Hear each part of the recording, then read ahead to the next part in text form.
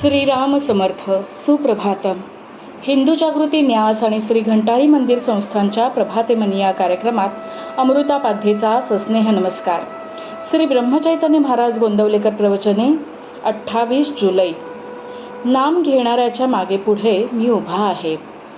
गूढ शोधून काढण्याकडे मनुष्याची नेहमी प्रवृत्ती असते.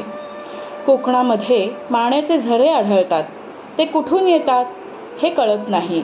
म्हणजे केवळ दृश्यामध्ये असणाऱ्या गोष्टींचे मूळ देखील आपल्याला उकलत नाही. मग जे अदृश्यच आहे त्याचे मूळ आपल्याला कसे कळणार? मी बोलतो कसा? माझे मन कुठून येते? हे देहबुद्धीत राहणाऱ्यांना कळणे कठीण आहे. नामामध्ये जे स्वतःला विसरले त्यांनाच मी खरा कळलो. स्वतःच्या प्रपंचाचे कल्याण करून घेण्यासाठी तुम्ही माझ्याकडे येता, पण कोळसा जितका जास्त उगाळावा तितका तो काळाच होत जातो. त्याप्रमाणे प्रपंचामध्ये कसेही केले तरी दुःखच पदरात पडते. आपण समजून उमजून ज्या चुका करतो त्यांचा दोष आपल्याकडे असतो. न समजता जी चूक होते त्याचा दोष नाही. प्रपंचाच्या आसक्तीची दुःख परंपरा येते.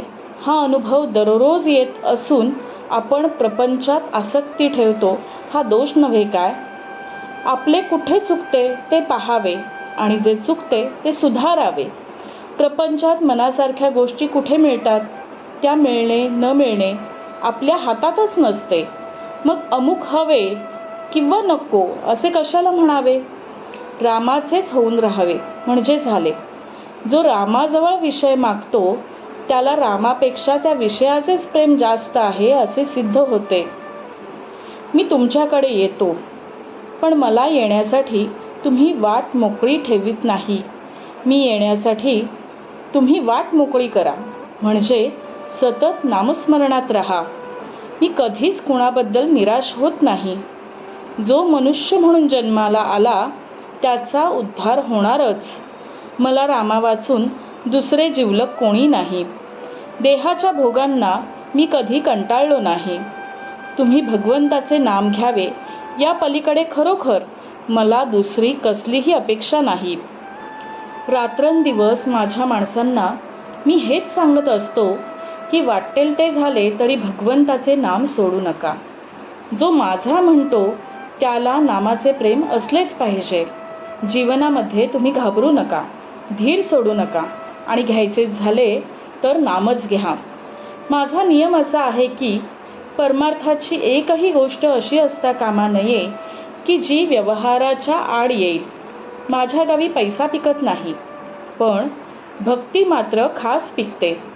ज्याच्याजवळ भगवंताचे नाम आहे त्याच्या मागे पुढे मी उभा आहे. मी तुमच्या जवळच आहे. तो कसा आहे याचा विचार तुम्ही करू नका. तुम्ही नुसते नाम घ्या, बाकीचे सर्व मी करतो. शुद्धीमध्ये नाम घेण्याची जबाबदारी तुमची आहे. मग झोपेत आणि बेशुद्धीत नाम घेण्याची जबाबदारी माझी आहे. ती मी सांभाळीन. बोधवचन. जेथे नाम तेथे मी, हा भरवसा बाळगून असावे तुम्ही. आजचा हिंदू कर्तव्य दिनविशेष 28 जुलै कालाष्टमी. चांद्रमासातील वद्य अर्थात कृष्ण अष्टमीला कालाष्टमी असं म्हणतात. प्रातःकाली देवी पार्वतीचे पूजन, नामस्मरण व निर्जळी अथवा फलाहारी उपास करतात. शिवाचे व कालभैरवाचेही पूजन करून रात्री जागरण करतात. घंटाळी मंदिरामध्ये दर अष्टमीला होणाऱ्या सामूहिक श्रीसूक्त पाठात नक्की सहभागी व्हा. वेळ सायंकाळी 5 ते 6. मंडळी, रामरायाचे आणि श्री घंटाळी देवीचे शुभाशीर्वाद तुमच्या सर्व कुटुंबावर अक्षुण्य राहोत ही प्रार्थना. जानकी जीवन स्मरण. जय जय राम.